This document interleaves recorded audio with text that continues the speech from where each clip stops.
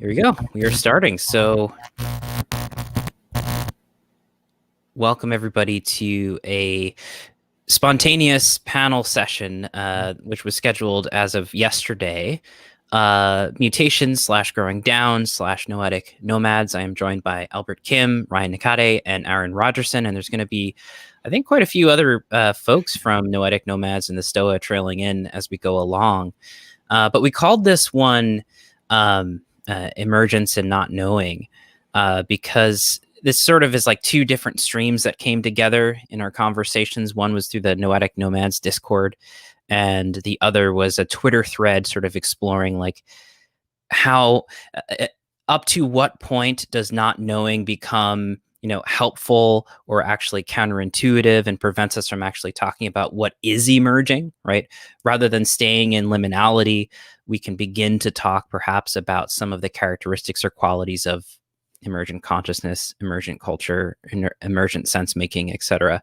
So let's sort of unpack this, right? Like, can not knowing be constructive? I think it can, but can it also be counterintuitive and actually in some ways avoiding what's emerging, right?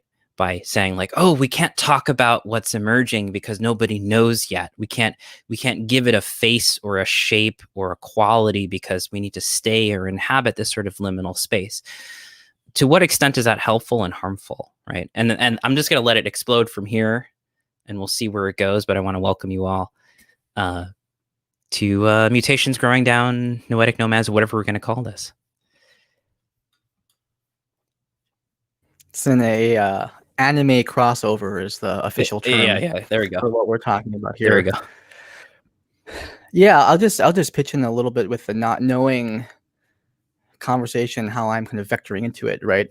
And I on one hand, I think that the valorization of unknowingness or staying in the liminal, being able to cope with uncertainty, is actually incredibly refreshing given the current state of the culture wars, where everyone seems to be at least ostensibly very certain about their position. And if you're not demonstrating this complete certainty or confidence in terms of what you're for, then you can actually be looked at as being like wishy-washy or on the fence or waffling, or uncertainty in some ways is kind of demonized in the larger political atmosphere, right, ambiance that we're in. And so I think that the emphasis on uncertainty and not knowing in these sense-making communities is a very healthy form of compensation for what's become quite a pathology in the current, in the mainstream culture. I think the criticism of not knowing or always remaining in the liminal, of course, right, does that kind of imply or lead to inaction, especially inaction towards things that we're pretty darn sure are problems and that need to be addressed, right? Climate change would be one example.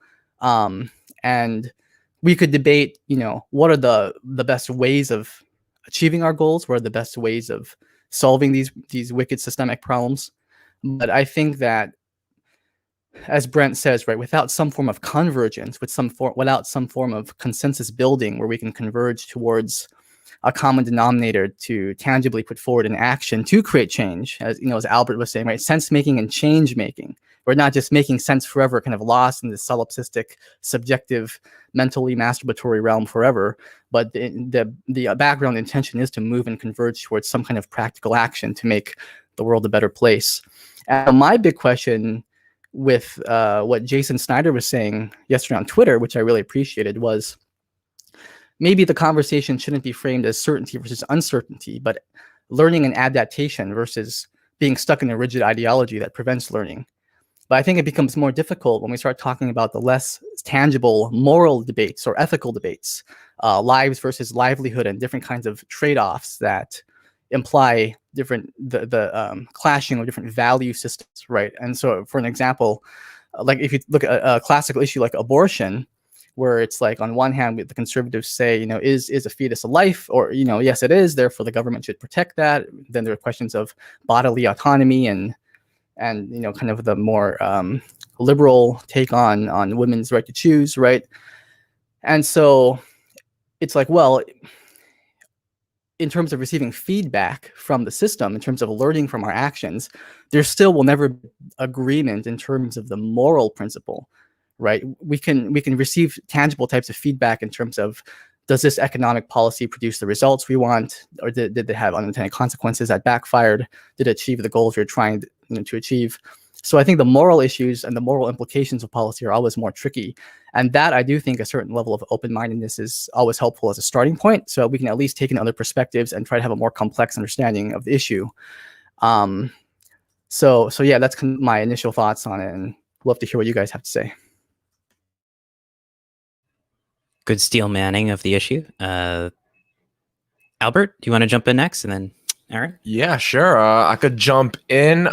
So basically, I forget the exact quote, but there's this quote that uncertainty is an uncomfortable position to be in, but certainty is just absurd. Because it's like, we never know what's happening. And like what I'm doing with this Noetic Nomads thing, as you were mentioning, and this is where we kind of plan this impromptu session, is like what I'm doing is like, I have no idea what I'm doing, and I'm just doing everything in an ad hoc process. Like all these things, like the session where Ryan mentioned the change makers, making the move from sense makers to change makers, like my event I held where Jeremy was a part of it, Arn was a part of it. It happened in a couple days. Like Chris, Chris D of the Stoa and Noetic Nomads, he was like, hey, why don't we, let me do a session with you on Noetic Nomads where I talk about Noetic Nomads. I was like, yeah, sure. And then on Thursday, I was like, I should have my own little event on the same day. Boom, 3 days later, we hold that big thing, 70 people sign up, and we have this a huge emergent event happen. And from that event came all these different connections, which are going on behind the scenes between all these different people that they're attending. And that's just really what I'm doing with this. Again, this is very much very meta on what we're talking about. This event, this we don't even know what it's called. Like Jeremy referred to it, I think it's like a Growing Downs, Mutations, open panel discussion on Emergence. Like this is exactly what's happening. I had no idea what was going on yesterday. And like yesterday, I've had food poisoning for the past 3 days. But yesterday, when I finally recovered enough to go to the Noetic Nomads Discord, I'm like, oh, wait a minute. Jeremy replied to this tweet. He posted it in the Discord. Chris was like, hey, why don't we have a little session on this and this emerge? And we have no idea what's going to emerge from this.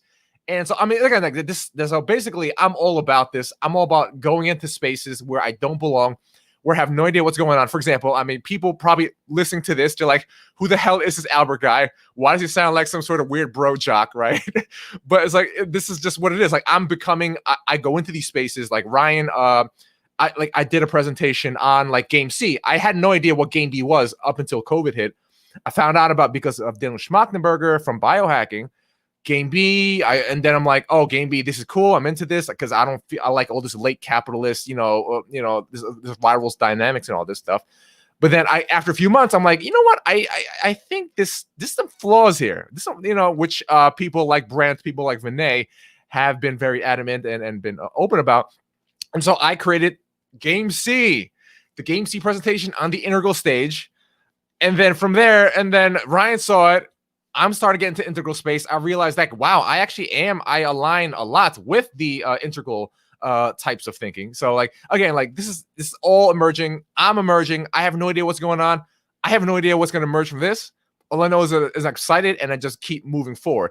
But I will say maybe, okay, let me touch on like the certainty versus uncertainty framing. Yeah, I mean, one of the reasons why I created Noetic Nomads was because basically the spaces which I consider myself and Noetic Nomads who have been birthed from Rebellism and the Stoa, I do sense, okay, it's out in the open, but like I do sense a lot of the people that attend those sessions, they very happy kind of like sitting back in the space and just like watching and like maybe perpetuating the same supposedly gaming dynamics of like one-to-many broadcast modality, and they just like they're not it's not there yet. It's like they're not like ready, or perhaps they don't even want to be ready. They just like, I don't know, like participating as just sitting back and watching like it's a YouTube show. But like I was like, okay, this sense making is great, but what is the point of sense making? The point of sense making is to move into change making, and the change making, I guess it's a vector, and that there is some sort of like it's like coming from this space, kind of like the emerging, but it's also from this place. We have this like this vision of what it could be, but we don't know how it's going to happen. But like, yeah, to me, like there is an interplay between moving forward, be moving forward from this space, from the subjective space, and then like and like this coming towards whatever this thing, which will naturally change, I believe. Like if we're so certain that this is exactly what we want, which maybe a lot of people in the game B design space kind of thing, like, okay, this is exactly, we have this, like Evan was talking about the waterfall process, we're just like, we have this sequential set of steps, this is our end goal. Game B, I stated in my presentation, in the year 2090, 5% of the human population will be living a Game B life. Yay! For F5, just like, wait a minute. What happens to the rest of humanity? What happens if it doesn't happen that way? Which I'm gonna assume it's not going to. So yeah. So again, like it's this whole interplay is very interesting. That's my take on that. Awesome, Albert. Arran, would you like to jump in? Yeah, thanks, Jeremy. Yeah, lots of directions to go in with this conversation. But yeah, we're speaking about tensions. Is how I feel. There's a lot of different tensions that we're sort of pressing on with this discussion, and there's a tension between action and knowing. How much time do you spend analyzing before you actually take action? And analysis paralysis. Maybe you're analyzing too much, and it's preventing you from taking correct action, and that's a problem. There's kind of a tension I'm perceiving before the idea of doing inner work versus doing outer work, and how do you balance those two things? How much time do you invest in either one? Bottom-up solutions, emergent solutions versus top-down solutions, and what's the correct answer? The problems that we're faced as a species. Do they need to sort of emerge upward piece by piece, sort of like cultural change, or does there need to be sort of like an iron fist that comes down and forces that change to happen? And which one makes the most sense? And there's always sort of a tension between the two, as opposed to being any sort of absolute answer in that way. Am I super clipped and unintelligible? Is the audio terrible? You're clear to me. Okay, good. But yeah, these tensions that we're discussing, and emergence and not knowing, that's sort of the title of this discussion as we entered in. There's a rigidity that can become so absolute that it results in vice, obviously. And where I'm coming from with a lot of my explorations of the shadow as a concept is the shadow is what emerges when you are overly rigid. It's the thing that sort of leaks out the sides and festers that you refuse to acknowledge or accept. The kind of forces that you encounter that you need to adapt to, the changing world you need to adapt to. There's always a shadow that gets produced as a result of the changing world, and the rigidity needs to either adapt or it'll break. It needs to integrate the shadow, or the whole thing will collapse. And so these are all very, abstract sort of metaphysical musings about what's going on here with the kind of pursuits that we should engage in as individuals, and the kind of openness that we should have versus the level of rigorous morality or sort of standard or set of rules or laws that we should all adhere to, which is right and which is wrong. And it's obviously both. So the tension is where I'm coming from on this. That's what I'm picking up on, is there's all these different axes of tensions that we could explore with this about not knowing, uncertainty versus certainty, emergence versus eminence or intentionality, you might say. So that's my introduction. Fantastic. Yeah, and I think Evan McMullen is going to be joining us, but he's just switching over to a laptop, and I think one or two other people as well. I'm not sure. But I'm in a state of not knowing with respect to that. Here we go. Let's see if I can get Evan on. There we go. Hey, Evan. Hey, good to be here. Sorry about that. Had joined from the iPad, and for some reason, some of your audio was clipped, some was not. So this seems to be working better. My quality may be a little bit worse, but it's the best I can do for now. So glad to be here.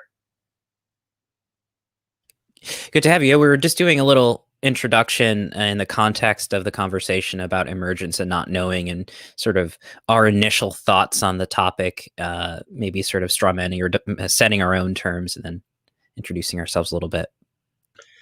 Cool. So, well, I'm Evan. I'm in the middle of doing a series of events on the Stoa called The Bridge, which has to do with the ways of approaching adult human development.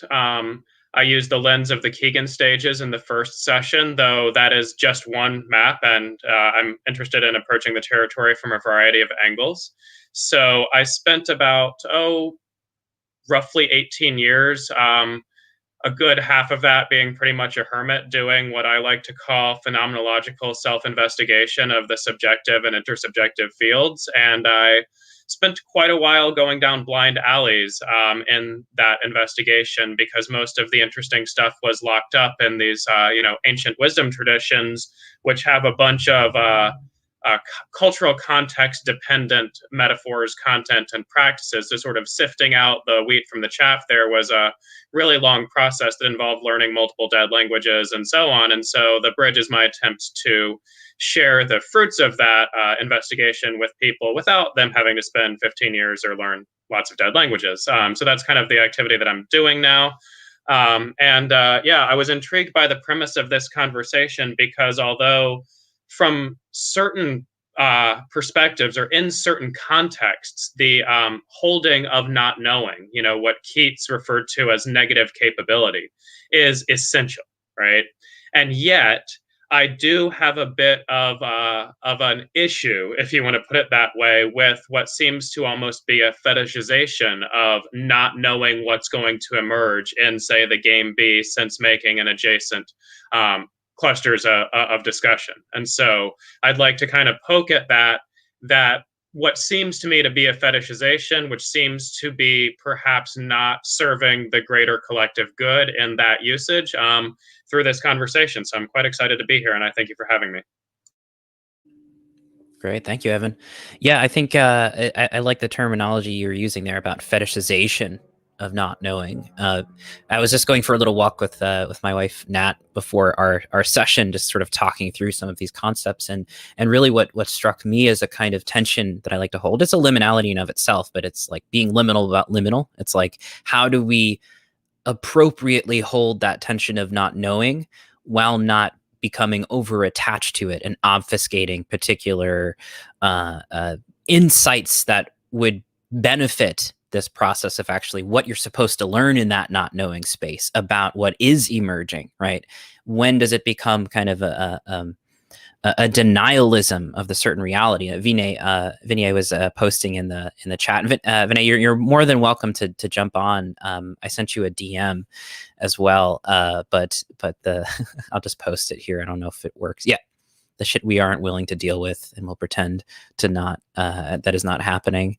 That's by far the most important category of not knowing. But this is the kind of itch that I want to scratch in the conversation, at least when I'm going to be contributing. And part of this is spurred on by Jason Snyder's comments from both end podcasts discussing like, hey, he's moving into the sort of small farm and relocalization movement. There's a lot of emphasis on regenerative culture and regenerative practices in the context of deep adaptation. So he's kind of going like, I spent enough time in not knowing, and now here's some of the things that I've learned, and here's a way of living that I want to start embodying, right?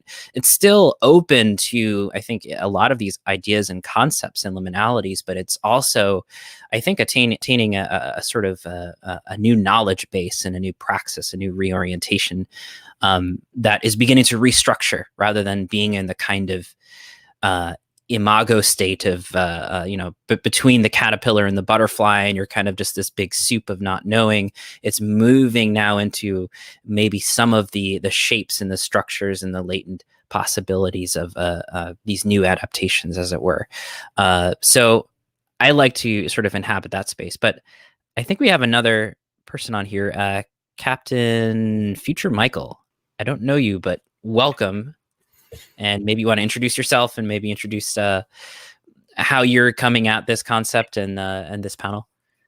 Yeah, I just I found it through the Discord channel as I started reading through the Twitter thread and everything, and it sounds very interesting. So I call myself Captain Future, and we just talked about that. That was a quote from Jason Silva, who quoted Buckminster Fuller, "How do we become the captains of Spaceship Earth?" And I said, if I'm is to become a captain, I want to be Captain Future. So that happened 5 years ago. That's why I call myself Captain Future. Fantastic. So let's see. Aaron, did you want to jump in? I think you had a thought right there. That was just a commentary on Ryan's point of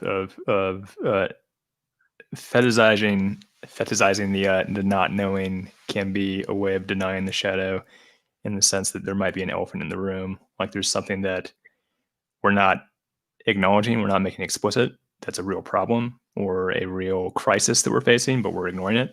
So the elephant's in the room, and we can make it concrete. We can say it's actually real. It's a real crisis, and we need to address it. And we all need to be honest about this actual crisis that's happening, and that makes the elephant in the room concrete.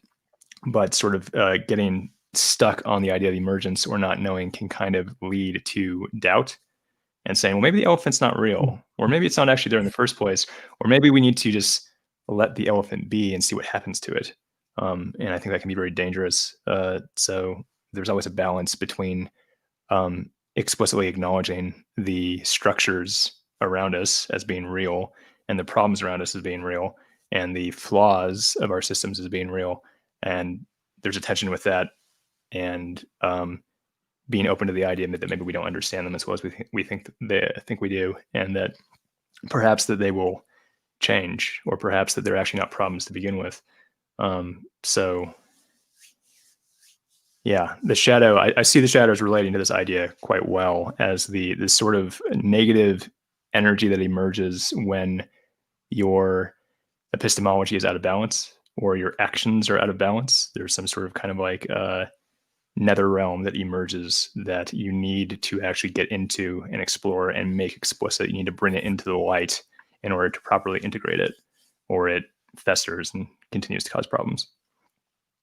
Mm-hmm. Mm-hmm.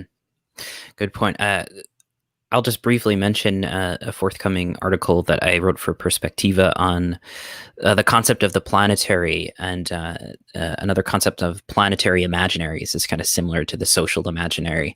But in the article that I worked on, I'm exploring this idea of not knowing.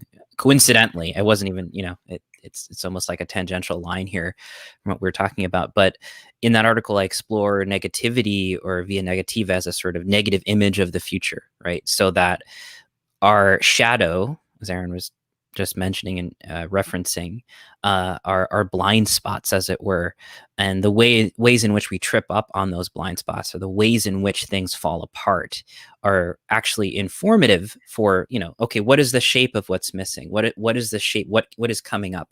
How did this mistake occur? In what way is it reflecting to me something that I haven't integrated yet? So I think this is it's an important way of engaging the via negativa approach, or the not knowing approach, because you get a sort of negative image of the future, right? So how do we work with not knowing actually to help inform us? It might be in a more liminal way, it may be in a kind of indirect way, kind of obtuse, or circumnavigating the issue. It doesn't really reach the light of day, but there's still ways in which we can develop forms of knowing. There may be different forms of knowing in this sort of not knowing space. And I talk about that in the context of like 2020.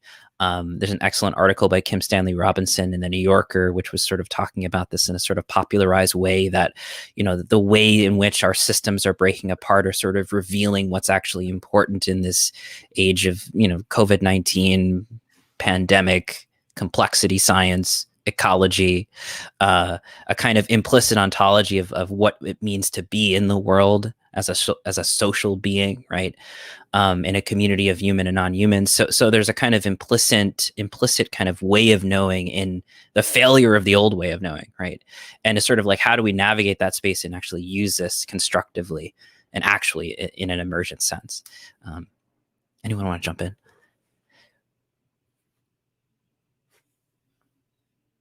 Oh yeah, I mean, I just wanted to, while you were going through that, Jeremy, I just thought this knowing thing, and then just like when you don't know, like what do? You just sense. This is why the sense making thing is so big right now, because we don't know what's going on, we don't know what the heck this is, so we're just going out and we're doing this sense making thing, and then then it brings to mind like what does it mean to even know? Because I think one of the themes that has been coming up recently, which I'm personally tackling as well is the lack of embodiment, this very cerebral, abstract kind of meta view. We're all in our head. That is what knowing is. But like, no, knowing is like this. It's not just this, you know, like as we were just talking about, like in the ontological design session, it's all about like transjectivity. It's about like, it's not just in this one quote brain. It's beyond even just, you know, this embodied cognition. It's this relational thing. You got this quote unquote collective intelligence. And I know that could be a bit of a buzzword, but it's just like, there's just all these different ways of what it could even mean to know. And maybe that's just something else that, I don't know, we could explore. Just something that came up to me as you were going over that. I'd like to jump in on that too, if I may. So, you know, not knowing actually is a question or a thing that has some pretty profound implications. And what I mean by this is, it seems that a lot of people are approaching knowing as being an enterprise or a state achieved with the intellect, right? With thinking as normally construed. And I'm not really comfortable with that personally, first of all. And what I mean by this is that knowing things intellectually is certainly a way of knowing things. And yet it doesn't seem to be the only, or perhaps even the primary way that humans know things. You don't intellectually know how to catch a ball unless you understand second and third order partial differential equations, but your body sure knows how to, right? So it's worth considering that people operate from very different ways of knowing all the time, whether consciously or unconsciously, of this fact. And depending on where someone is operating from, which you can't know unless you have a pretty decently intimate relationship with them, then you're not actually sure what you're saying when you advocate not knowing, right? And so to the extent that remaining in a state of not knowing is a course that people are recommending, I'm not sure that people have fully considered the way that those words might land with a whole wide variety of other human beings who might operate from other primary modalities of knowing than you might as the speaker of those words, right? And so this kind of ties in with what Albert was talking about, okay, so we have embodiment, we have maybe heart type knowing, we have this intellectual or head type knowing.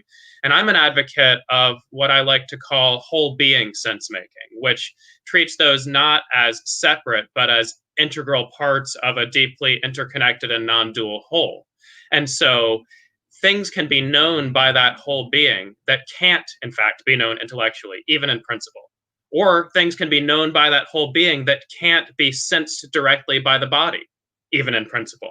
The way that we know mathematical truths is an example of that second thing that I mentioned. So there's a lot of nuance to the whole idea of knowing things in general. And so to tie this in with, you know, some of the critiques that might be made of the sort of communities that we're all sort of embedded in, adjacent to, a part of, what have you, is that I want to return to what Albert mentioned in his intro, something I had said in some of the preliminary discussion about this, about waterfall versus agile approaches, right? So in software development, waterfall approaches are essentially where you create the complete spec for a product, and then you go and implement something to spec. And then agile approaches are where you start out with a minimum viable prototype and then iterate on that based on feedback from the end users or the market or what have you. Essentially, I'm simplifying a bit here, right? But when we look at the differences between this, I sense a great similarity between a lot of the ways that people in the game B or sense-making spaces seem to be operating with respect to what's going to happen in the future and the waterfall approach. It's like, we need to come up with like the complete set of specs, the complete desiderata for what we're going to transition into societally before we can actually take the meaningful on-the-ground steps towards that transition that involve actually moving people and money around in the physical world, right? And to me, we won't be able to come up with such a complete spec before this meta crisis eats industrial civilization. And, you know, we don't have a second shot at this. We've, as Yosha Bach likes to say, burned, you know, the past 500 million years worth of trees in the past 200 years, right? And there's not a similarly accessible source of neg entropy that you can get to without a pre-existing industrial base that's there for us on this planet. So we've got one shot at this. And if we continue to take the waterfall approach to systems and civilizational design and not a more move fast and break things agile iterative approach, then my contention is, in fact, that we will wait until it's too late to make any real change, and we'll have lost our shot at this. That was fantastic, Evan. Can you speak a little bit more about? Let me phrase it like this. So, if everyone in the sense-making communities thought about these problems in the way that you're advocating for, in a more agile approach, what do you think would be some tangible manifestations of that, and what would that look like in terms of people taking direct actions with a minimum viable product and then iterating spontaneously, organically as they get feedback? I want to answer this question with a bit of a contrast here. And I'm not at all intending this to be a full-throated endorsement of the community I'm about to contrast with. But I do think that they get something important right here. And this community is what I would call the cluster of people centered on less wrong style rationalism, right? There's some deep overlaps here between this and the sense-making scene or game B scene in terms of both communities are concerned with existential risk. Both communities believe that there are deep problems with the current methods of sense-making, and that these problems are in fact themselves contributing to existential risk. And so within the less wrong scene, this pretty quickly spun off into lots of actually existing experiments in physical reality in, among other things, intentional communities. So like rationalist group houses and even larger scale community living projects. This also extended into spinning off several different nonprofits, Saya that became Miri, and then CFAR was spun off from that. And you can also trace the origin of many of the nonprofits and other organizations in the effective altruist space to having their genesis on Less Wrong, or people who met through Less Wrong, right? Now, there's any number of criticisms I can make of that community and its methods, but I'm focusing on what they did right here, right? And so I look at Game B and the sense-making scene, which has been kind of chugging along since, at least like 2011 or something like that. And like, guys, where can I go and click and submit a job application to get a job that will employ me full-time at a living wage to work on these problems, right? Because if those jobs exist, those nonprofits, those organizations exist, they don't seem to be as accessible or be as easy to find as the ones that have cropped up out of the Less Wrong community. And so, as the Less Wrong people have pointed out, if you want to take a problem seriously in a modern society with specialization of knowledge, then what you do is you hire full-time professionals to work on that problem at living wages, right? And so the fact that the sense-making Game B scenes seem to have done a lot less of that over a roughly similar time period is the sort of criticism that I'm trying to make here. So to really answer your question, Ryan, I'd like to see the implementation of more organizations, whether B Corps or nonprofits or worker collectives. I'm pretty agnostic with respect to the official organizational structure, but I see a lot of people with a lot of skill, a lot of talent, wanting to give of their time and energy to this. And yet, due to the constraints of the physical universe and the societies in which we already live, we need to be able to, buy food for ourselves and our loved ones. We need to be able to have healthcare and all the sort of other things that it takes to be a person. We need to afford, laptops and that kind of stuff, and hopefully have a little bit left over for musical instruments and play. And so like I'm doing every activity that I'm doing in this space in my spare time from working a full-time engineering job, right?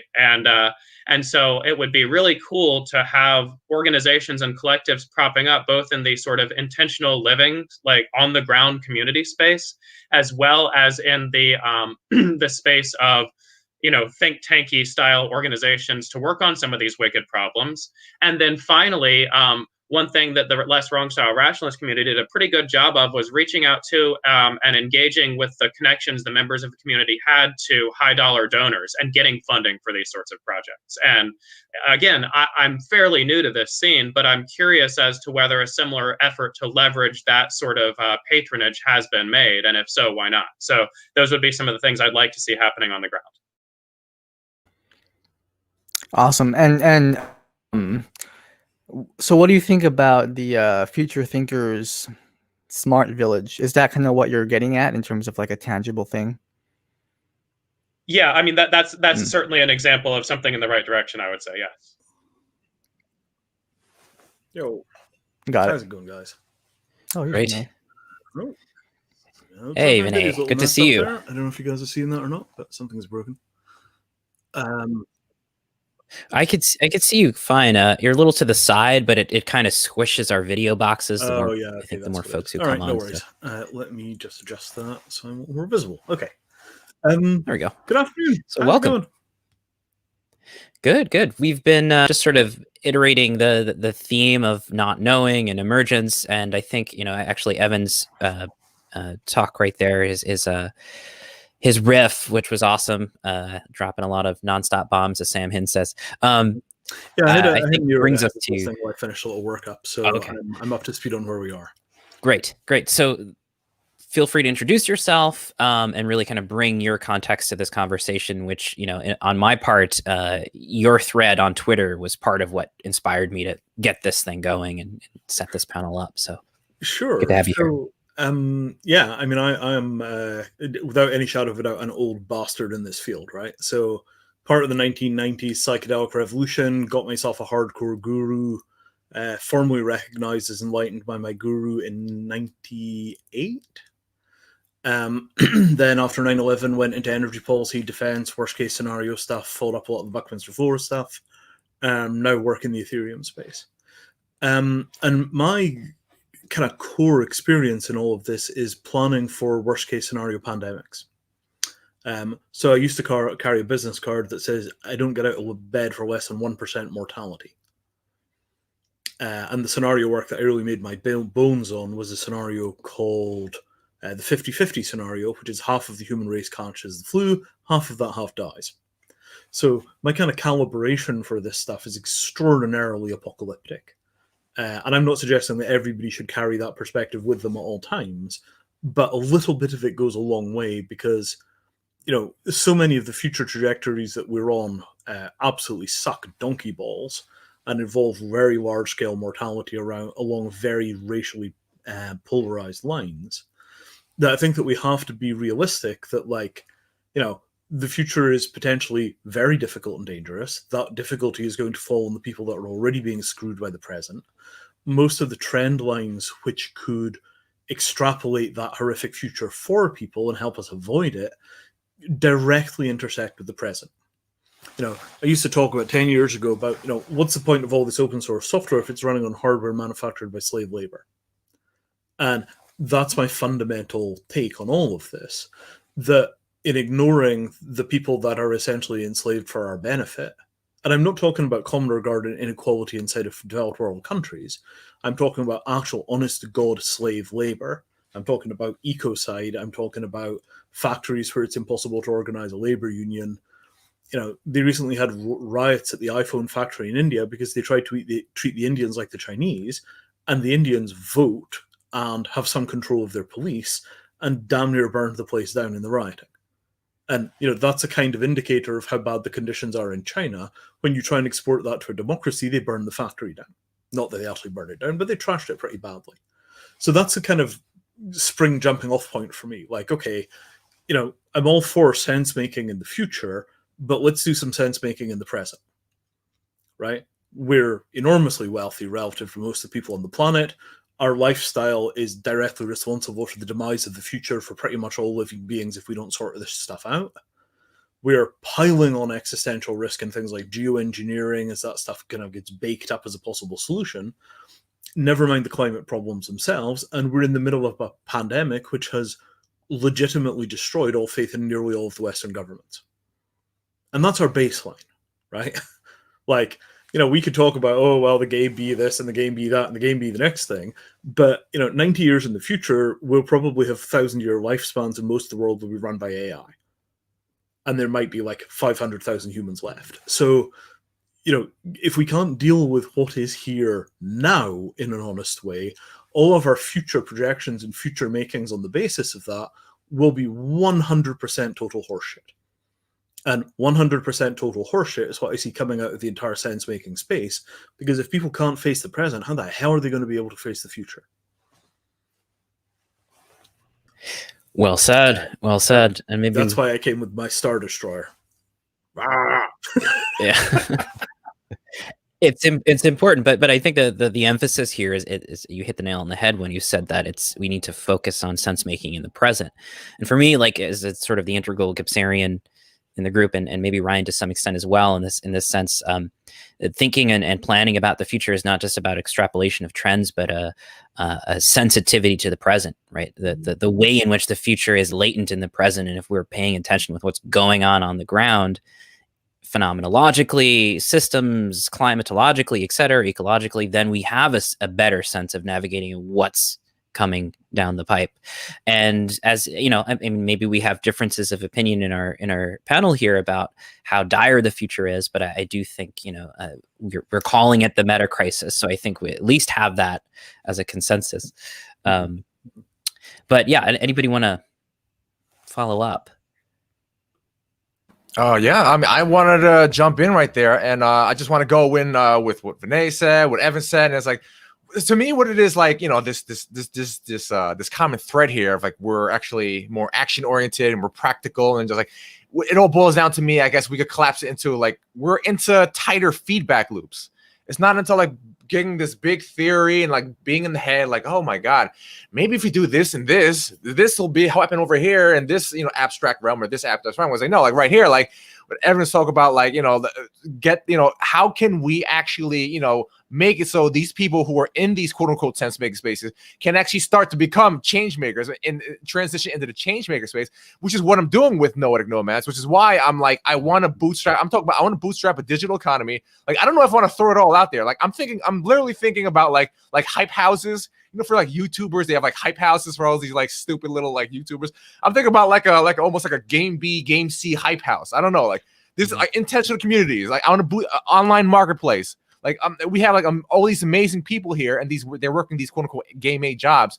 It's like, wait a minute, why don't we create this economy? We could bootstrap our own economy, perhaps using crypto, perhaps using Ethereum, perhaps using all these different modalities and whatnot. And we could do it. I mean, we could do it right now. I'm like, anyone here, like, anyone like in like the Noetic Nomads community, they're working, as like an accountant somewhere. It's like, okay, but like you have this like they could even take that game A thing. They could even take the be an accountant in the game C space, where it's like, hey, they're an accountant, but they're doing like the books for, like, I don't know, some sort of game B venture. So this is the kind of stuff that I'm really for. Yeah, absolutely. And I mean, here, unfortunately, I have more bad news. Let me just prune your search spaces a little, because I spent, 30 years ago, I was probably in much the same set of shoes you guys are all in. Maybe 25. And, things that don't work, right? So charities are enormously corrupted by the fact that the donors don't give a shit about where the money goes, as long as they never have to think about the problem again. And I think that we've seen enormously good work from effective altruism until they became obsessed with artificial intelligence.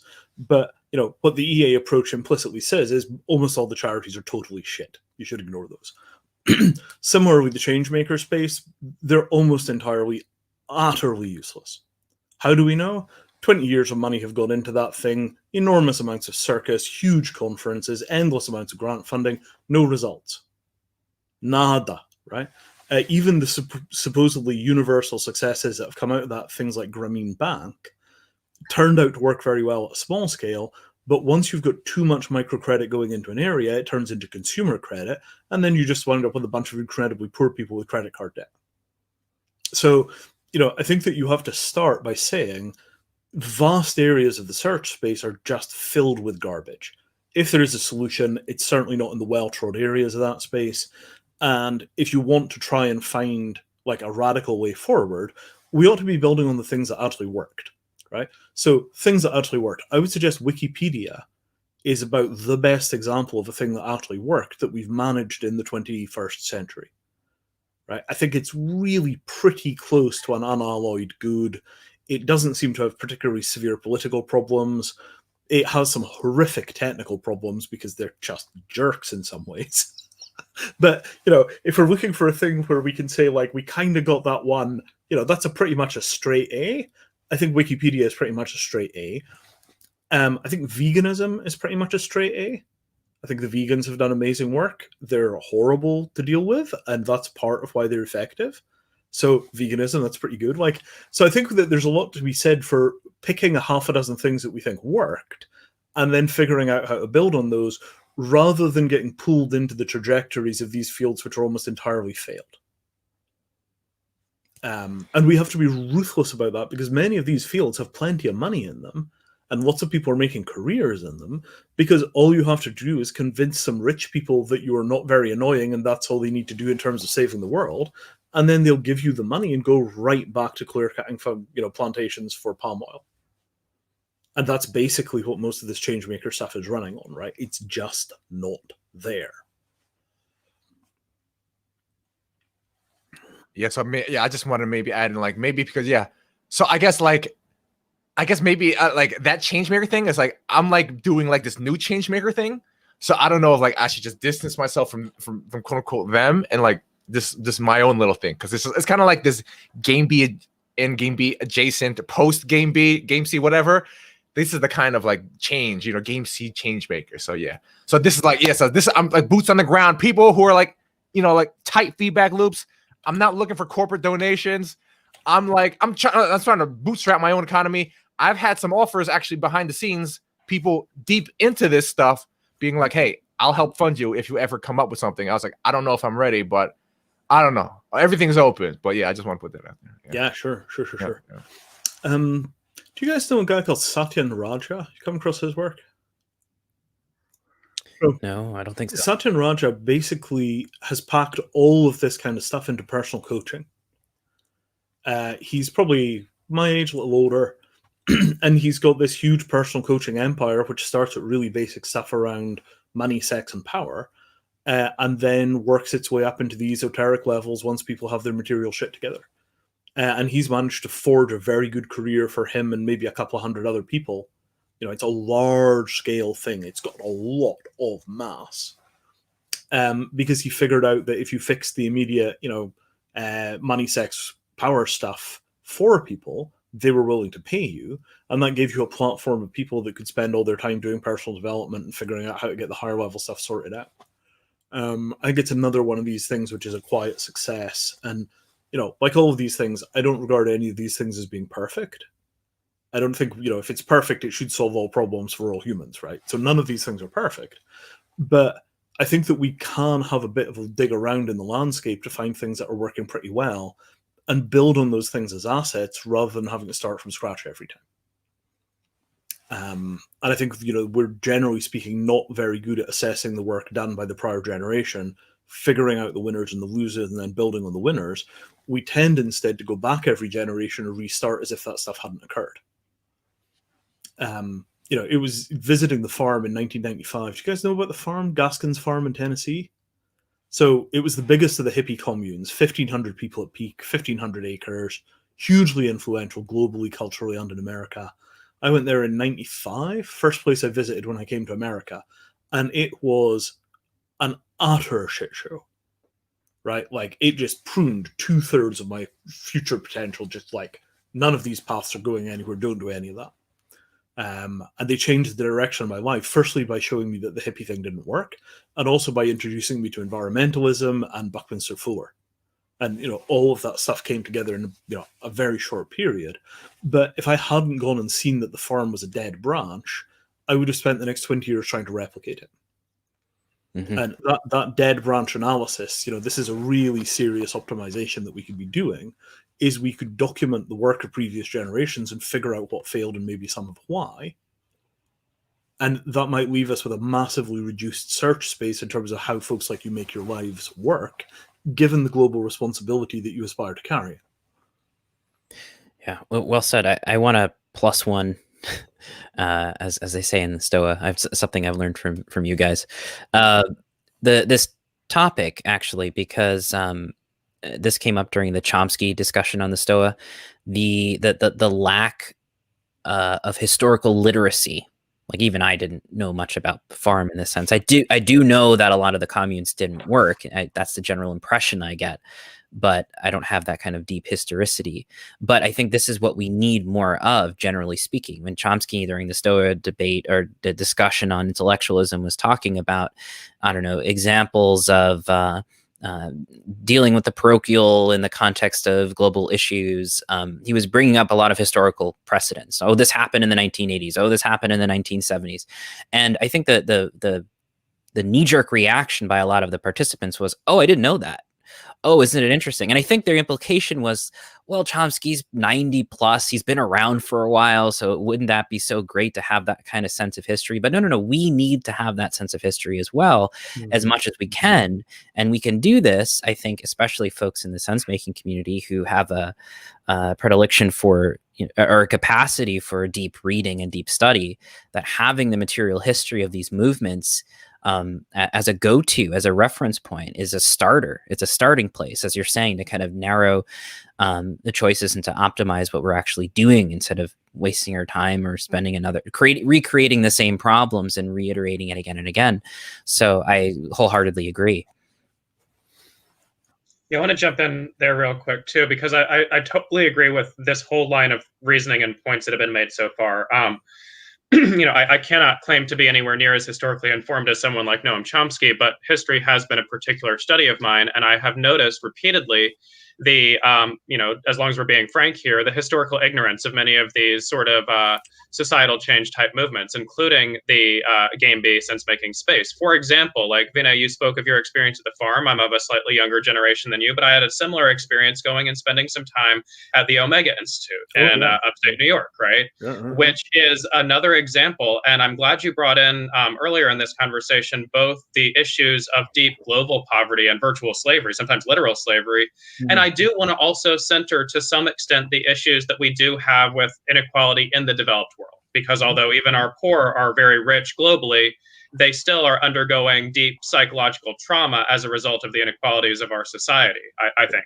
And so you can still die of rickets in America. It's a bad place to be poor. I mean, there's currently like some resurgence of cholera in the Bay Area, which is like a wonderful phenomenon. And I mean the opposite of wonderful. But this being said, so one thing you'll notice if you go to places like Omega, you go to places like Esalen, you go to centers where there's a similar vibe of like change making. Oh, we've got this vision for a brighter, more inclusive future. You'll notice, in fact, that it's almost exclusively white people. And not just white people, but really upper class white people, the kind that can afford to pay, $500 in tuition for a weekend workshop, not counting room and board, right? And yes, there's some token efforts made at scholarships and so on, but it's a community by and for a certain demographic. You see this in most of the spiritual scene. I mean, look at consensus Buddhism in the West, right? And it's got similar issues writ large. Not to say there aren't exceptions. I'm not trying to tar everyone with this brush, but you see the same dynamics in the sense-making space as well. And so it's not even about diversity in some sort of tokenized checking off boxes sense. It's about, is this a way of being and a method of investigation into the future and the present, which can be sustainable for people who are not in the top, 10% of even America, by which we're all in the top 1% of the globe, right? So to take up this line of reasoning, I find it, and this is why I compared to, say, the less wrong style rationalists and then the effective altruism, which has deep interconnection with that, because although they may have over-focused on AI alignment as an issue, that's not where the majority of the funding goes or the majority of the research and time of the people working for those orgs. And you can develop your skills and go and work to change the world and get paid for it by these organizations, regardless of their other failures, right? And you can't actually do that much in this sense-making, game B, change-making space, not to nearly the same degree. And so, yes, if we're talking about pruning the search space by looking at history, we want to be very sensitive to the failure modes of utopian projects like the farm, like the whole new age change-making, sense-making attempts like, say, Omega and Esalen and the other centers like that. And we want to learn from those historical dead ends. I would definitely agree with that and want to put that sort of lens out onto this conversation as well. Yeah, I'm just making some notes here because you're bringing up a lot of interesting points very quickly. I want to come back to something here about, most trivial point first. The previous generation of sense making was called futurism, right? Association of Professional Futures. There's a master's in Hawaii. I think there's a degree in Hawaii and a degree somewhere in Texas, I want to say. And those are the two big schools of futurism. Practically nobody makes a living as a futurist. It's very, very, very difficult. It's not a healthy field at all. And that's not because they're not good at what they do. It just turns out to be a very hard product to sell. The most notable counterexample of that is Noah Rafford, who wound up running the Dubai Futures Foundation and then the Museum of the Future. But he's about the only genuinely heavyweight successful futurist that there is, I think. Maybe there are a few authors and stuff. So, if you think of like, if futurism didn't pay, why would sense making? A lot of these things are very generational and recurring. And then there was another thing that you drifted by about the distribution of wealth in these things. So I did a back of the envelope here. I can send around the document called The Political Economy of Enlightenment. And it basically tries to make an estimate of how much money it costs to become enlightened if you take the labor and you price it at a typical living wage. And at living wages, it's about $250,000 worth of effort with some reasonable assumptions. If you take it down to minimum wage, obviously it's going to take, 40% off that or something, 60% off it. If you take any longer, the prices go up. But, the notion that you need to have on the order of $250,000 worth of available labor to get yourself enlightened, I think begins to really bring home why this is such a tough thing. Like, you can put people on minimum, on basic income, and then they can get enlightened, and that will pay their bills while they do it. But if we don't find some kind of economic support model for this kind of stuff, it's very difficult to do $250,000 worth of labor as a hobby. It's a tough thing. I managed it because in the 1990s, a lot of my friends had decent tech jobs and spare bedrooms, and I would basically just go and camp out with whoever to spare bedroom and do 3 or 4 hours a day of meditation, and then spend a couple of months a year working on flight simulators. And that was how I managed to sustain a heavy enough practice. I also did a huge amount of the work when I was still in high school, which made me a nerdy, socially maladjusted, bitter teenager.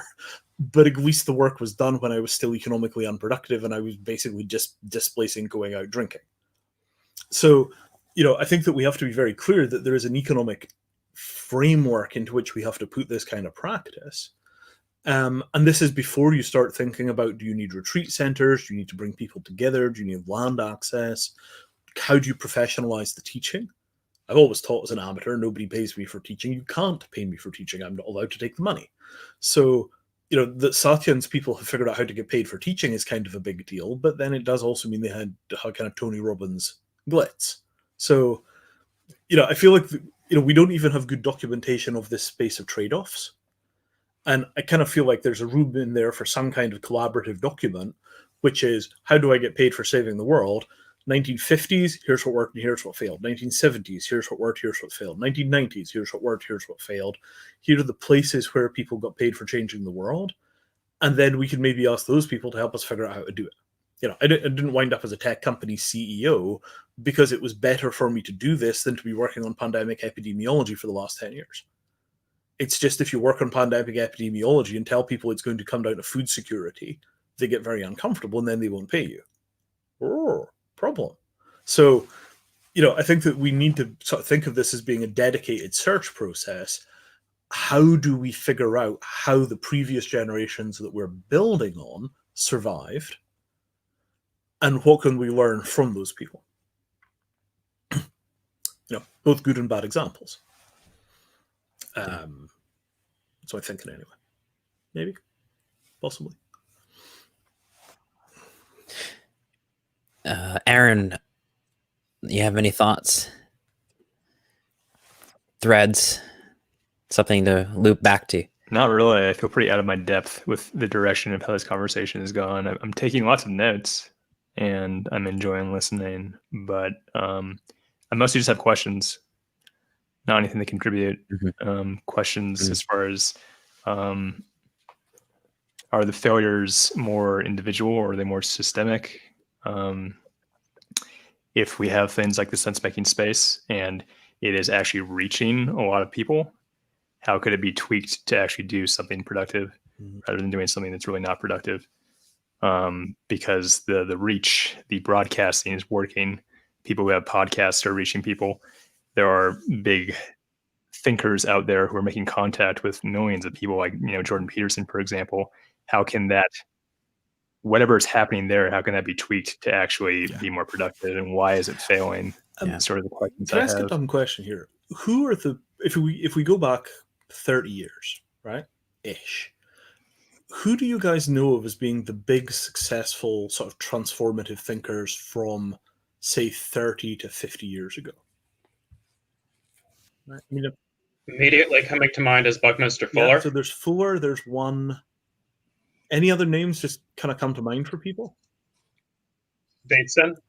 Chomsky. I would say the Lindisfarne Association. I don't know how successful they were at making their own money, but I do think I do value what they put together through their think tanks. And impact counts, right? I'm not just talking money, and they're still on their own land, so they didn't lose the farm.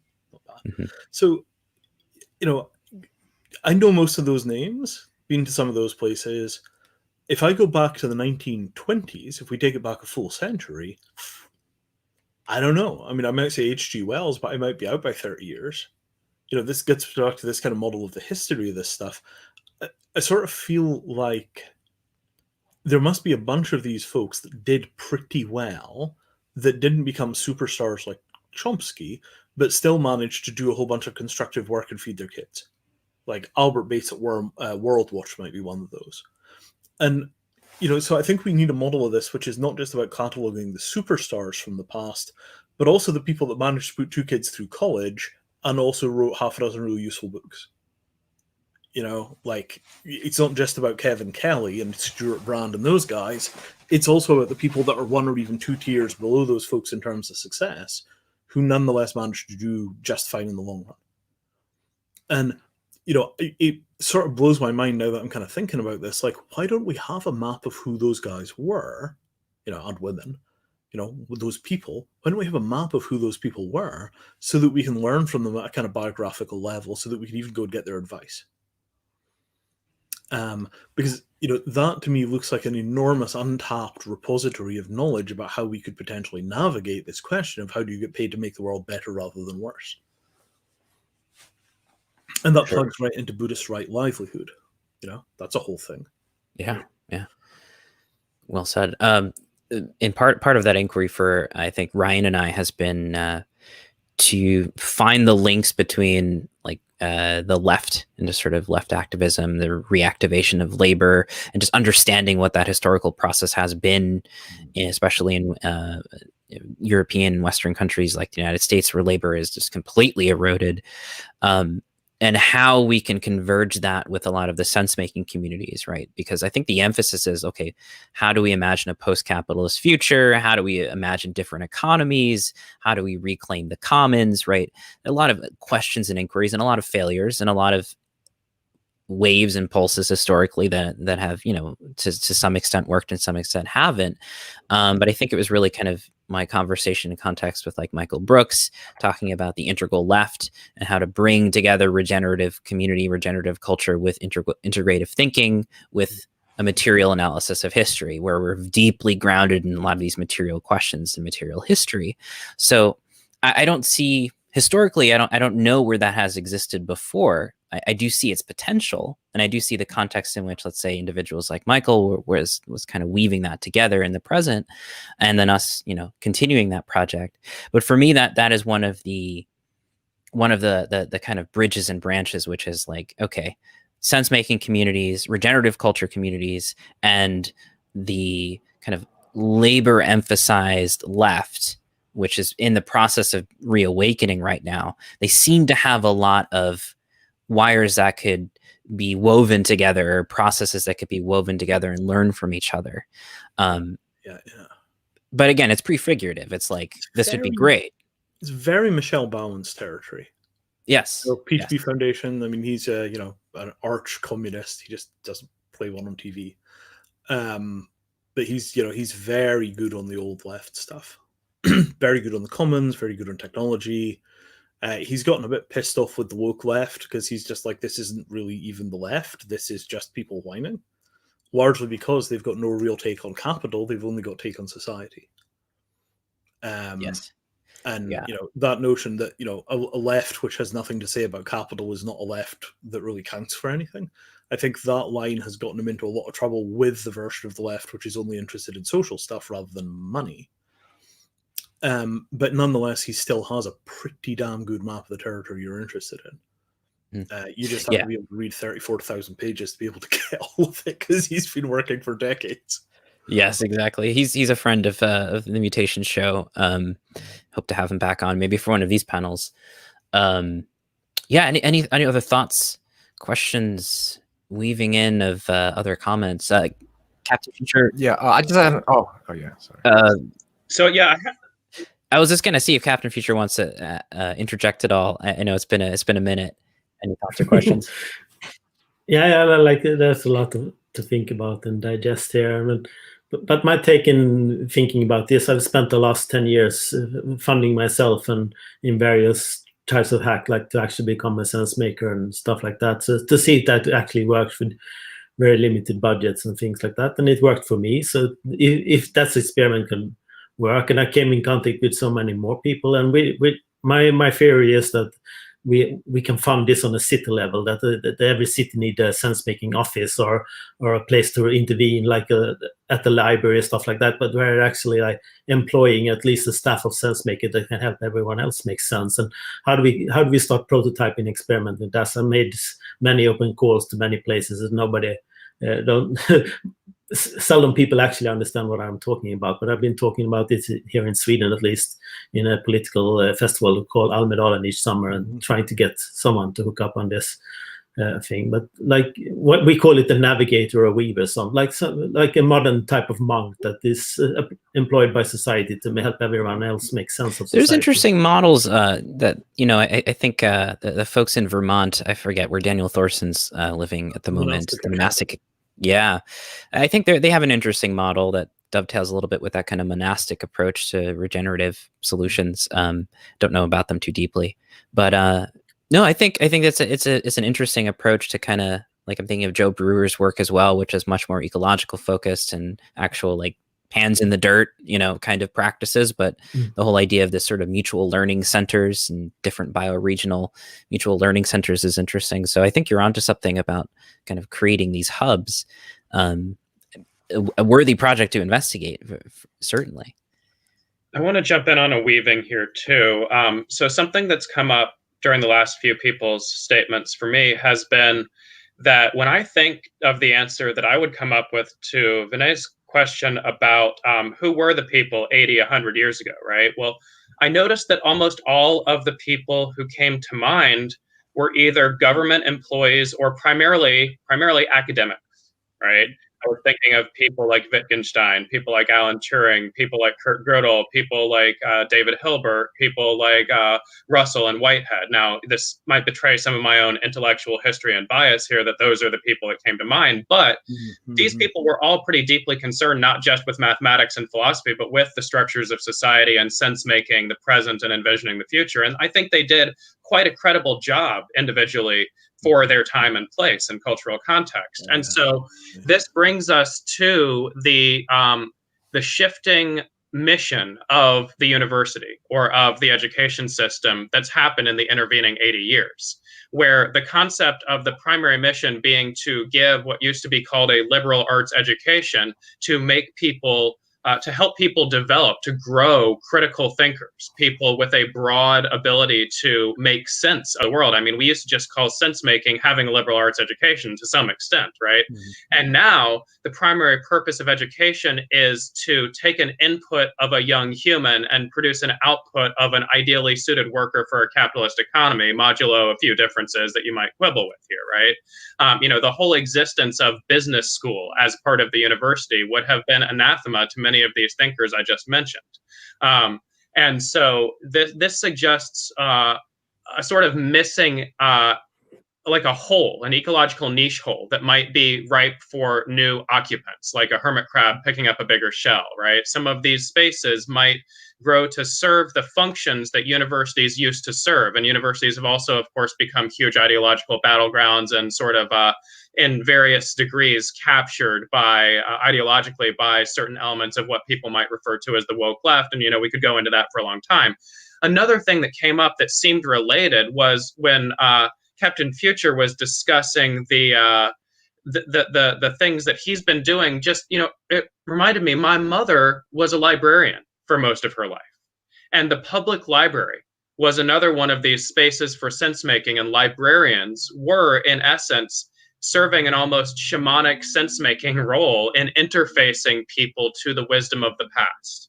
And now that's another institution which has had its sense of mission as conceptualized by broader society diminished or shrunk or altered in such a way that often public libraries now, as my mom used to mention towards the end of her career, are glorified daycares where people can drop off their kids somewhere that will keep them roughly out of trouble and be safe. And the librarians spend as much time resolving interpersonal disputes among children whose parents have left them there and who have no interest in reading books, compared to the time they spend serving as that interface to the wisdom of the past, which is their former primary function. And so I think it's worth contemplating these sort of emptiness in these niches as fruitful places to think about trying to leverage some of these new institutions into serving similar functions for the present and the future. Makes me think of things like chaos pilots, these attempts to reinvent the business schools, people kind of doing that hermit crab strategy. Yeah, it's good. Yeah, I just wanted to jump in here and obviously this is really this line of thought has really been addressing the topic of not knowing and emergence, and I just almost want to play devil's advocate and also really curious about this, and because I do believe it has personal implications.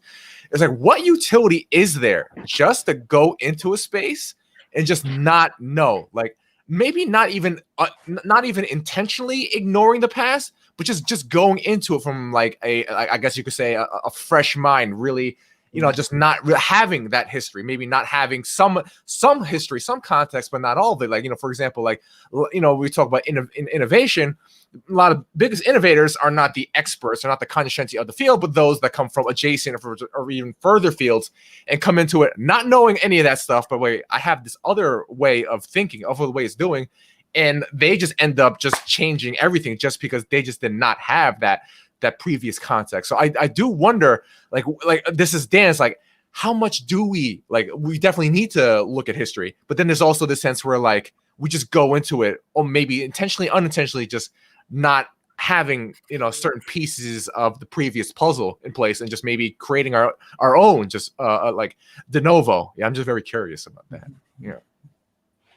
Yeah, I think to some degree that requires more than just a kind of a literacy of history, but a different approach to it, kind of like an orthogonal approach to history, or to okay, I have a different attitude, I have a different sense making set, or I have a different relationship with time, or I have a different sense of what's possible in the commons or sociability, etc.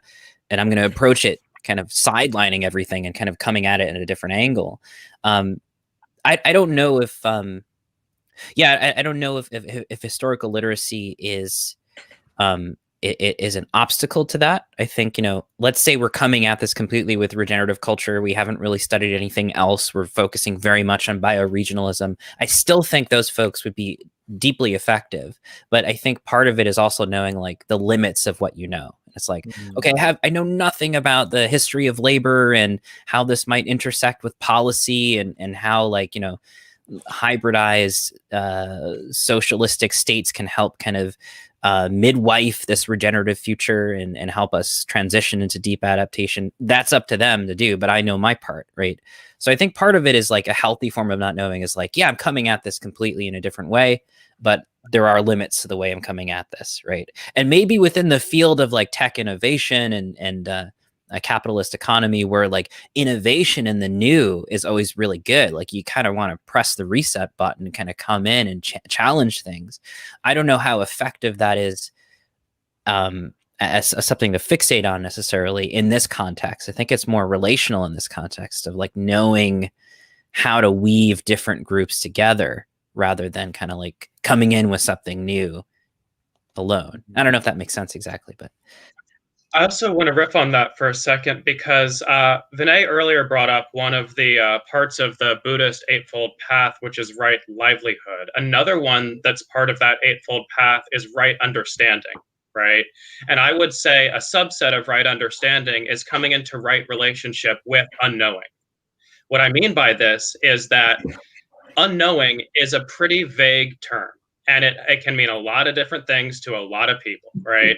And so there are ways to be in wrong relationship with unknowing, which I would say some of the stuff we kind of started out this discussion by critiquing might involve that sort of wrong relationship with unknowing, which is to say retreating into a posture of unknowing rather than taking action, which may be unpopular or which may not be guaranteed to be effective, despite the obvious and known need for some sort of action, because inaction itself is, of course, a choice and action in each moment, right?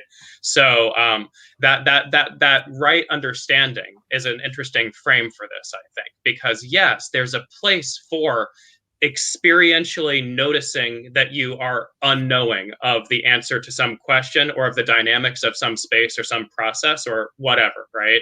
However, there's also such a thing as wrong relationship to unknowing, which is when you retreat into this felt sense of unknowing rather than expanding your knowledge or taking action, right? Rather than engaging in virtuous feedback loops of one sort or another, you engage in what I would call the vicious feedback loop of maintaining a state of unknowing while the world burns around you. Yeah. Well Willful said. ignorance in a very specific form. I seem to remember somebody once referred to that as squid ink. That people would just kind of, squirt the squid ink into the water around them, and then they couldn't see any of the bad stuff happening. Like, I don't know, I never see any of this from. Maybe it can join the list of dangerous animals. You've got your kind of black swan, and then you have the squid ink. Mm-hmm. Maybe we could take a couple comments and questions from the YouTube chat because it has been very busy. Let's see. This was a good one to start with. Jack Allen, do we rehash broken systems, or risk throwing the baby out with the bathwater if we burn it all down? I don't know if anybody wants to take a stab at this, but my sense is, based on what Vinay was mentioning earlier, a lot of it is going to burn down.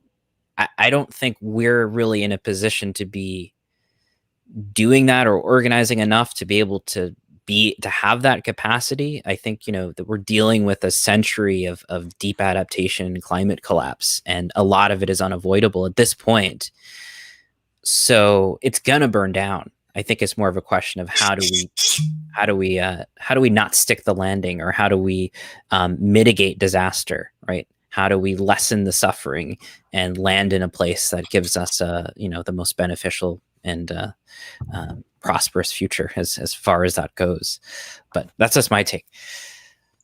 Yeah, I want to add the notion of Chesterton's fence to this question, right? So for those not familiar, Chesterton's fence is an idea from G.K. Chesterton where he essentially says that if someone comes up to you and wants to remove a fence from a certain place, you should not allow them to do so until they can explain a sensible reason why somebody would have built a fence there in the first place, right?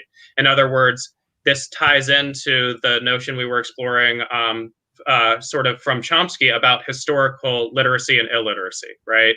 That burning down or destroying or throwing out the old systems should only be done when we understand why they seemed like reasonable systems to implement in the first place, so that we can not fall prey to the historical dynamics of previous utopian projects, which did throw out too much of the current existing systems and fell prey to, well, fairly predictable failure modes as a result.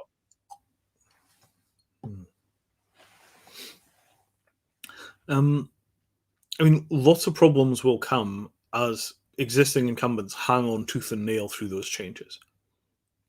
I think very predictably you're going to see a whole bunch of misbehavior from government and big corporations, and the oil companies have been fighting this hugely destructive rearguard action against reality for 20-30 years. The there's a kind of nuance here that assumes that we have the power to burn things down. Like these things are really hard to burn down. All that's really left is the stuff that was intensely resistant to the 90s and the 60s and the peace movement and labor unions. It's like the remaining structures are extraordinarily durable, which is why they're the remaining structures. So yeah, I'm not even sure how much of it can be burned down.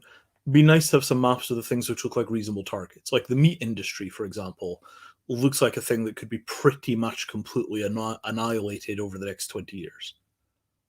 That looks like a target that is pretty attainable. And, maybe it's a case of figuring out, like, okay, if you want to burn it all down, but only 20% of it is flammable, well, you can concentrate your fire on that 20% and go get your matches.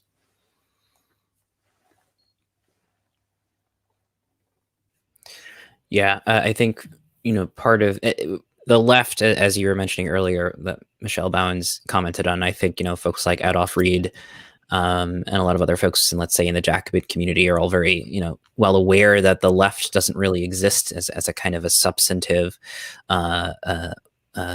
cultural organization with power, right? Like there's no labor power, there's no institutional power. So where the left is merely a kind of a cultural artifice at the moment. So part of what a lot of folks in the left are working on is, how do we actually establish power again? And I think it's a very good context to situate everything in when you're saying, like, what is attainable and what has survived in this game A, or whatever we want to call it, up to this point is extremely resilient and extremely reticent to change. There's a lot of power in that. There's a lot of structure in that. So I think we ought to be thinking in terms of, what can we do to organize effectively and have a kind of counterbalance to that. Or if not that, then organize effectively to set up some kind of structure that will be able to outlive this climate crisis, in terms of, like, well, okay, what kind of new economic and social, et cetera, systems need to be in place, and how do we effectively start building them right now and educating folks in terms of, like, thinking differently. There's a multifaceted thing. There's a cultural influence, there's educational, there's institutional and policy orientation, there's targeting specific industries, but all of it, I think, has to do with, how do we concretize this new way of thinking and being. But here also the unwillingness of people to recognize our successes. Linux, hundreds of billions of dollars of intellectual property that are now completely easily available. Wikipedia, I don't even know how much money it would cost to build Wikipedia if you tried, but it's probably impossible to do with money alone.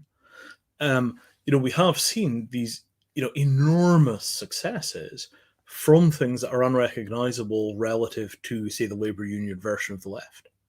And what we haven't done is the ideological update to pull those models of corporatism into the center focus.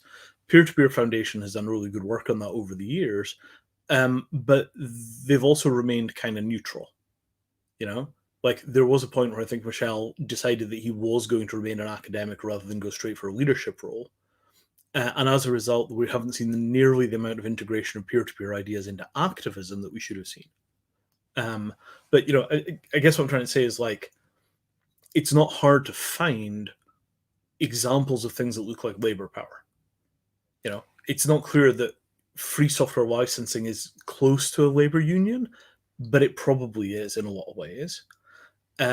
Wikipedia, it's people working for free. How is that like a labor union? Well, it turns out that you have something which is almost like voluntary socialism. We work for free and everybody gets the benefit. Well, that's kind of, that's sort of a thing. You see what I'm saying? Like I feel like we haven't done a great job of integrating the successes of the peer-to-peer economy into models of future economy. Like we haven't really gotten to grips with these things as political economies. Yeah, and I think part of this is also because those connections have been, obviously, the left has sort of withered on the vine over the past 40, 50 years. So there really hasn't been anybody on the left as an effective movement with energy and potency that's actually making those connections and building those bridges. I think that's starting to change, and there's at least discussion and kind of a sort of restlessness about it. I think a lot of the folks that came up through the Michael Brooks show and a lot of that network, we're all kind of talking about like, well, how do we actually do this? Let's actually connect peer-to-peer with the labor movement, and how do we think about this in the tech industry, and who do we need to link up and educate, et cetera. So yeah, I think this is a good direction. And what I find interesting, somebody mentioned in the chat about like, are we digressing from the initial conversation on not knowing? But I think that was the kind of point, is sort of how do we actually pivot from this space of inhabiting a kind of aloofness from the world and thinking about and processing, which I think to some degree has some strengths, processing cultural attitudes and spiritual sensibility, et cetera. And then what's actually going on the ground with different movements, et cetera, and actually being able to trace like, okay, what is emerging has certain characteristics and motifs and attitudes, and we can actually begin to map it out and discern it. And by doing that, I think this is what we're pointing to, when we actually start to do this and write these books and connect the history and link people together who are doing different things in just very, separate areas, then we have a better sense, and actually we are much more empowered to act in the present, not to discount any kind of spiritual work or psycho-spiritual work that's folded in here. But I think we have to fold it back out into discussions on the commons and ecology, et cetera. Yeah, I want to jump in, and I made some pretty strong criticisms of the sort of game B and sense-making space earlier in this conversation, and I do want to give credit where credit is due, because the recent sessions on the Stoa, the Dialogos sessions surrounding the notion of the commons and recommoning, is, in my mind, a very positive step here. And this also speaks to some of the stuff you guys were just mentioning. So labor unions, right, arose at a time where the commons, compared to most of human history, had already been pretty deeply circumscribed and limited, right? Most things had already been moved out of the commons into private property ownership. And so labor unions were a response that is historically contingent to the set of circumstances in which they arose, right? And this might be part of why we are having a hard time mapping things like Wikipedia and open source onto the traditional labor union frame that's so common to the historical left, because even the historical left is really a beast of the past 200 or 300 years, right? We can be a bit historically myopic in this sense, right? And so this bringing back of the commons and of recommoning and these notions into this space of dialogue, and where we can all pick at it with our pointy little brains, is a really good move in my mind, because it might help us actually create some of the conceptual and perhaps technological scaffolding needed to recommon large sectors of the political economy, if you will, or from a certain frame, move them out of the political economy and back into the commons, depending on how you want to slice things up. This seems to be critically important, because the notion of commons does have a lot to teach us about the way to come into right relationship with each other's productive outputs, as well as with the natural environment, I think. And this is a really positive direction for the conversation to be going in. And this is, to me, a positive example of what I called before right relationship with unknowing. People who are having these conversations and people are tuning into them are, in fact, I think, getting into right relationship with their unknowing regarding the notion of the commons and how that interrelates with the other notions in this space of, say, unions, of laws, of society, of code, of all the other stuff. And that's that. I just want to point at that as like, that is a good example of, for me at least, getting into right relationship with unknowing in this particular domain or sphere. Mm-hmm. And I think it's good for us to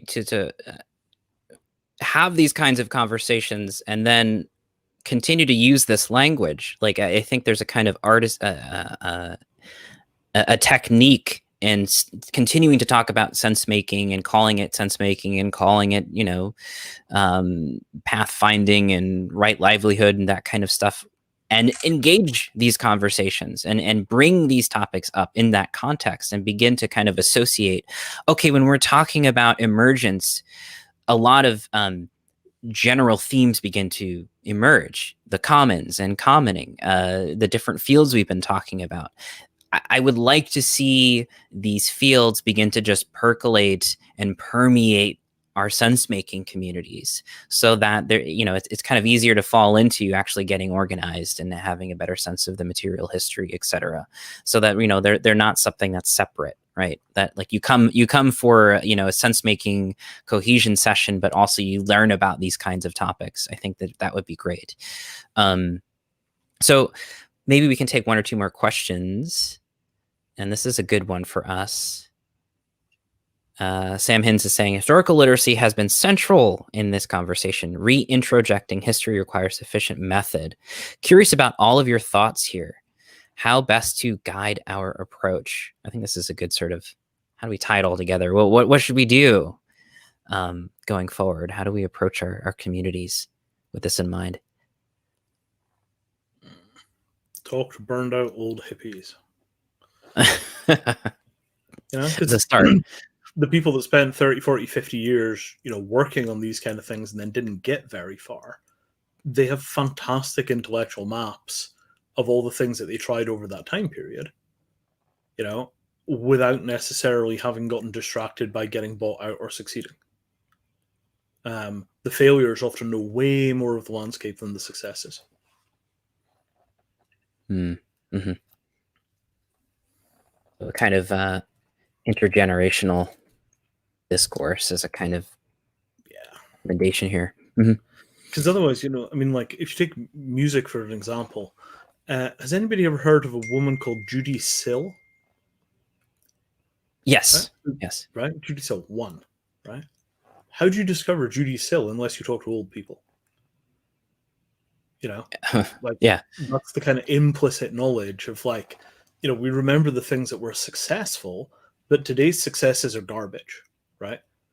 Today's successes is you're going to get, I don't know, Miley Cyrus and Taylor Swift, and you're going to completely miss out on, say, Lissy. So, the veins of the important things 30, 40 years out, only the significant things, only the big things are remembered. The good things are often invisible. And we can see that today, but it's also true of these things from the distant past.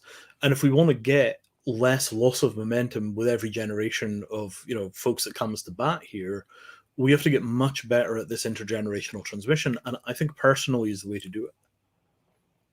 It's very, very hard to figure out what the good stuff was when you go back 30 years, because it's largely buried underneath the popular trash. So yeah, I think as far as possible, it's got to be personal. It involves the uncomfortable process of talking to old people we don't know and saying, "So, what went wrong?" Yeah, great. That's great. I just want to add my own thing and almost like tackling it from the other angle, because I guess this is my particular angle that I'm tackling these current problems.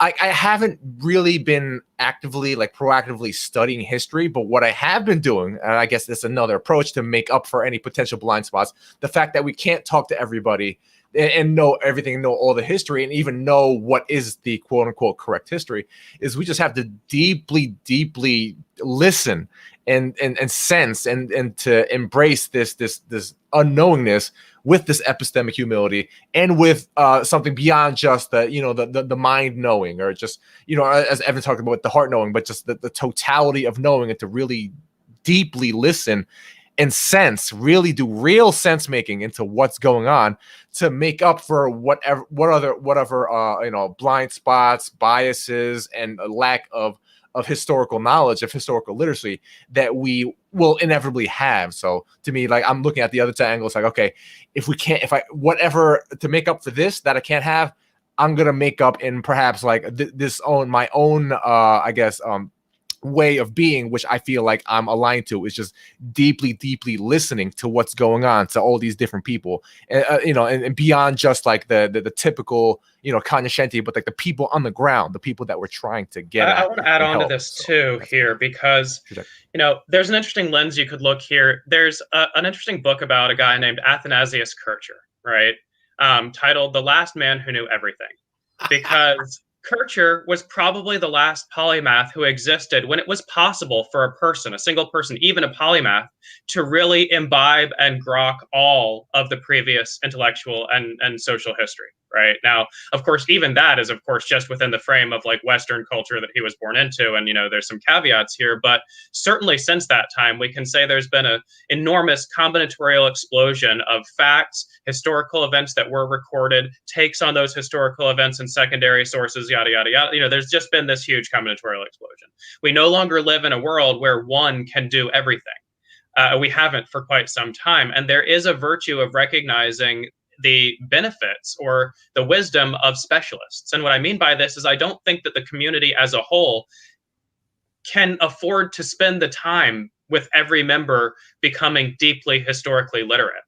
There is a virtue to identifying those whose personal paths and callings have taken them into a place of deep historical literacy. And maybe that's a pretty narrow literacy. Maybe you're a really good intellectual historian of math and science. Maybe you're a really good historian of social and labor movements. Maybe you're a really good, political theory historian, and you can talk about all the thinkers in that space. Well, it's not hard to get a sense for who those people are, but, the sense-making scene in general, I think, has a bias towards recruiting talented generalists. This may be something of a founder effect due to some of the founders of this scene, but whatever the cause is, this is something I've noticed. And so just as you might defer to those people with education in advanced mathematics, if you have a question about category theory, you might also defer to those with a deep sense of historical literacy.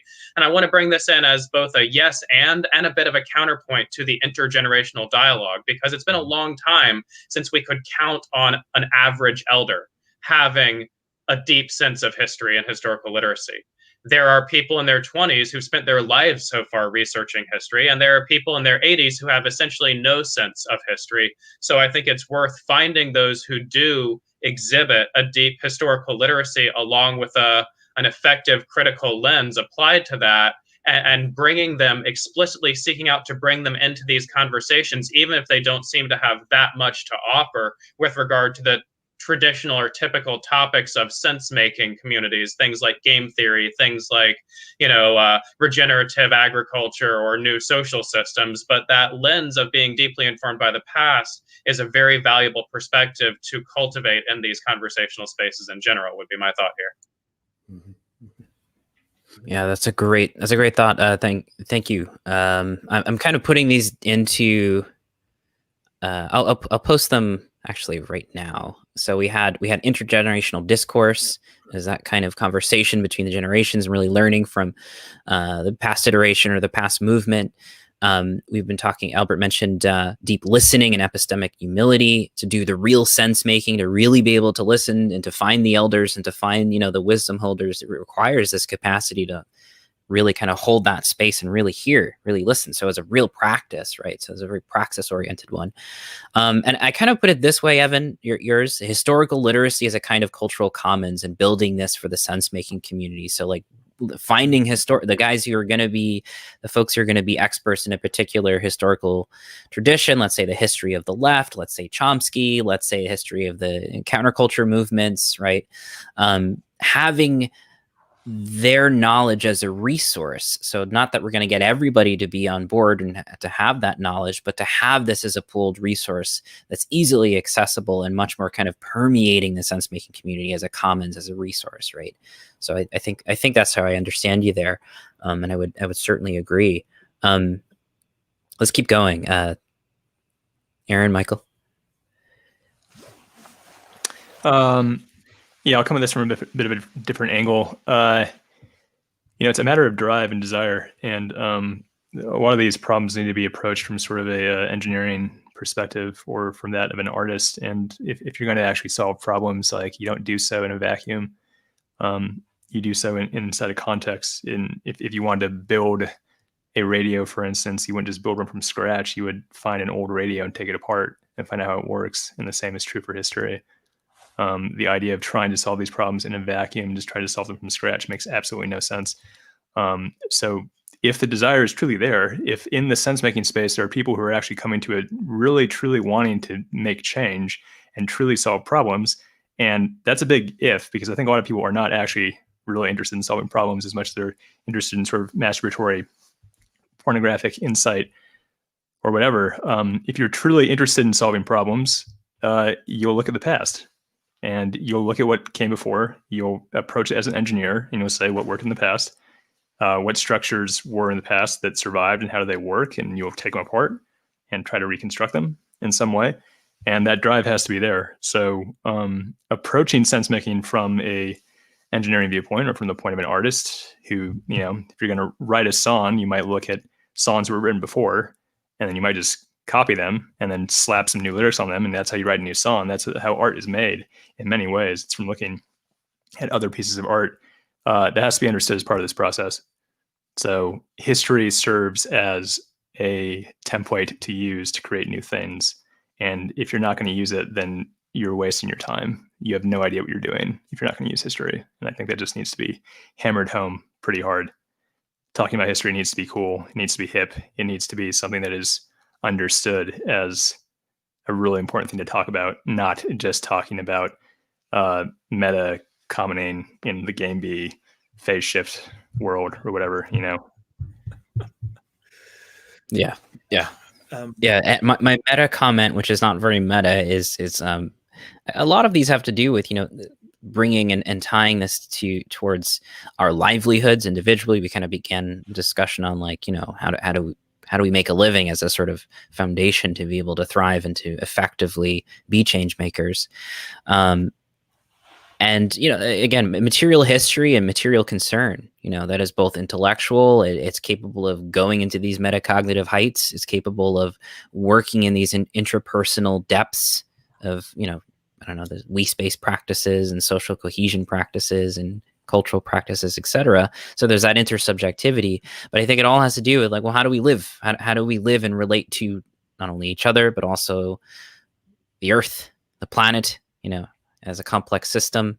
How do we survive? So I think a material emphasis, not a reductionism into materialism, but not being afraid of materialism.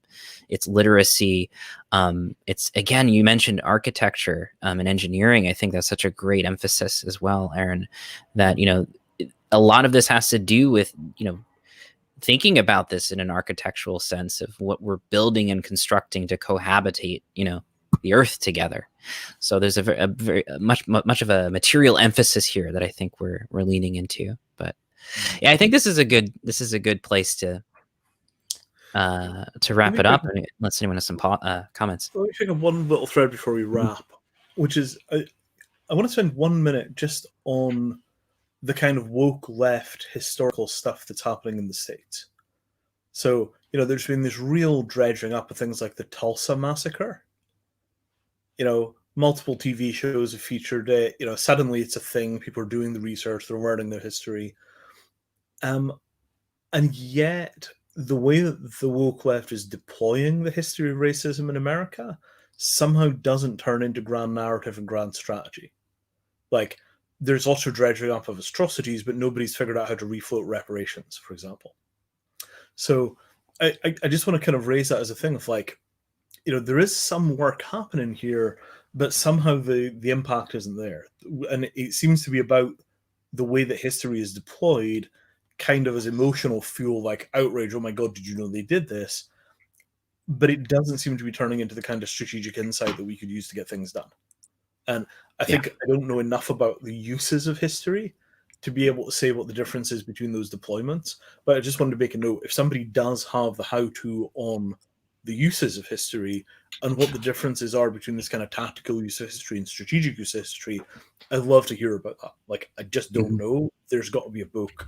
I just want to point that out. It was like, I think that's important, and I don't know what it is.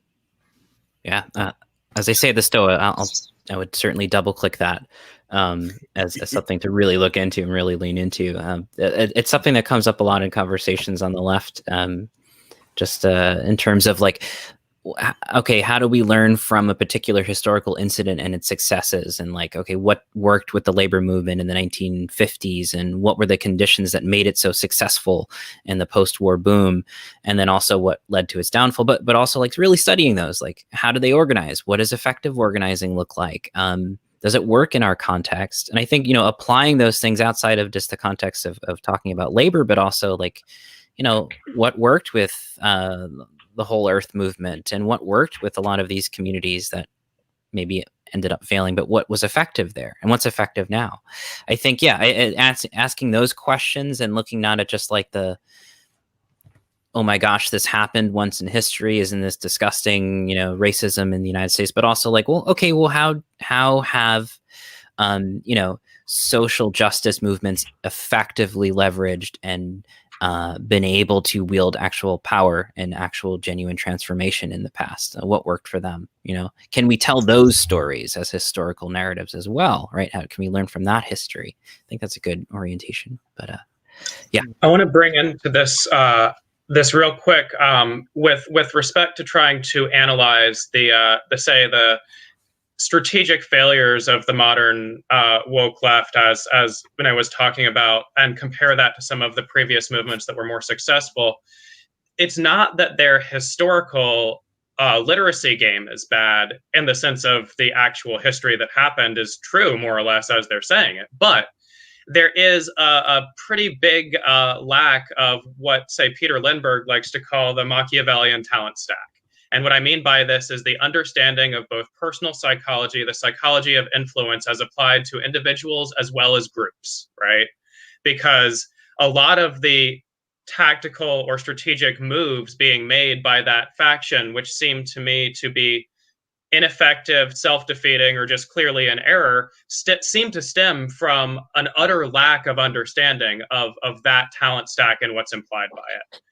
You can't change certain brute facts about the psychology of the modal human in the developed world, not very directly and not very fast. Often this change has to come within. So there's an aspect of inviting and an emphasis on the positive to counter people's negativity bias, and just little tidbits like that I could rant on for hours. But this is one of the keys to the difference between that, say, and MLK's push for civil rights, right?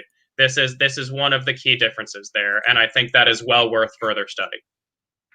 Yeah, I'd add in my own little thing is maybe this is coming off as a little cynical, and as we mentioned before with founder effects and sensitivity to initial conditions, is because I don't quite trust the source of all of this. I guess I basically I look at this as forms of psychological warfare, psyops.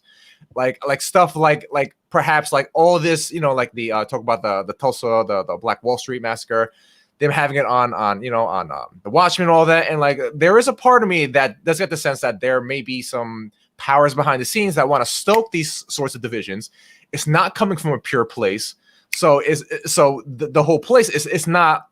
I don't believe many of these quote unquote social movements, even if they seem to eventually be, like framed as leftist movements or social justice movements, I don't believe that they're actually coming from that place. I believe that many times there's a big spark, or at least there are Asian provocateurs coming into the space, and they're just muddling the water. So I think that may be another contributory factor about why they're not taking off, because there's so many things behind the scenes that are just pushing them, and they're not coming. It's not there's the spark, or maybe the corollary effects are not coming from the people who actually want that real change to happen.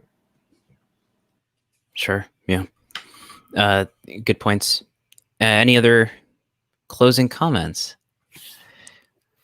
Other than the +1 for power literacy, and I don't know about that series that Peter was thinking about, but if that's not going to happen at the Stoa, I'd be happy to host these conversations in an ongoing way. And thank you all for participating and joining this panel, which I think went to a very interesting and constructive place. So I really appreciate that, and appreciate all of you.